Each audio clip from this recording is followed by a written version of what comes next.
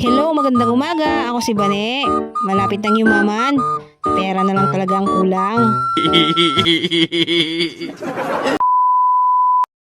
Ngayong araw nga ay nag-ring ako ng nasapa para manguha ng danom sa fish pond. Tapno pagsibog ko dagayay mulami nga parya.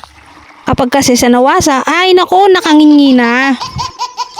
Nakanginginan to tibayada nan ginawasa. Tapos adapay klorin na haan nga mabiyagi parparya. Bas maigi na tong tubig dito sa fish pond kahit madumi. Galing naman to sa tubig ulan. Malalaki na kasi yung tubo ng ating ampalaya. Kaya naisipan kong diligan sila kasi wala naman tayong ginagawa. Kaya ikaw kung wala kang magawa sa buhay mo, maghanap ka ng pagkakaabalahan mo. Pero wag mong hanapin yung pagkakaabalahan mo na yung mga chismis ng ibang tao. Kasi sa Ilocano, kunada, awanti magadab mo.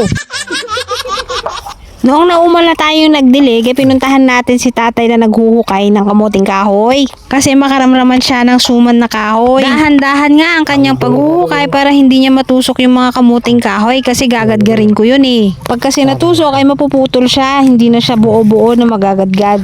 Oh my God! At ganito nga ang tamang pagkuha ng ating kamuting kahoy. Yug-yug mo lang ng ganyan. Wow, black! Oh, vlogger. Ito na lang pala yung pinakahuling kamuting kahoy namin. Nasa 3 puno na lang siya. Nabunot na kasi namin yung iba nung nakaraan. Unti-unti namin siyang binubunot na ginagawang suman. Pag may nagkikrib sa mga ate ko, sa mga bayaw ko, ay doon lang kami kumukuha. Pagkatapos ay lilinisan ulit ni tatay para matamnan ulit siya. Ay panghuli na nga itong harvest namin ng kamuting kahoy. Sa susunod na gagawa kami ng suman ay baka gagamitin namin ay malagkit na. Yung malagkit kasi namin ay madami pa. Sobrang lalaki nga yung nakuha ni tatay ng mga kamuting kahoy. At tayo naman at your service ang magbabalat sa mga kinuha niya. Nagrigat ti agukis, naglaka nga kanon. My gosh! Ang pagbalat ng kamuting kahoy ay ganito.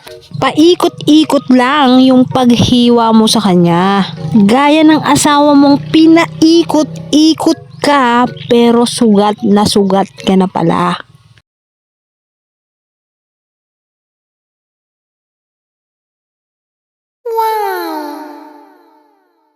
Masyado ngang mahaba tong kamuting kahoy kaya pinutol-putol ko muna para maganda yung pagpapaikot sa kanya. Buti pa tong kamuting kahoy, pinuputol pero yung relasyon nyo ng kabit mo, hindi!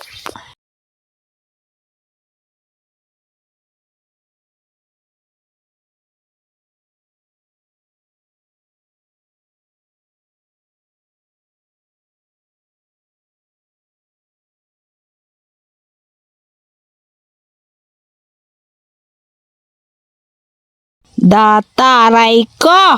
Pagkatapos nga natin silang balatan ay atin naman silang huhugasan. Huhugasan ko hanggang sila ay pumuti. At ganito nga po pala kadami yung ating nabalatang kamuting kahoy. Isang timba at isang palanggana.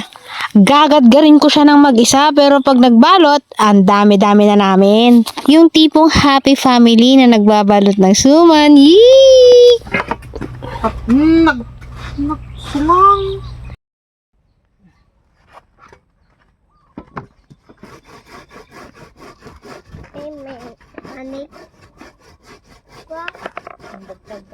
Nami.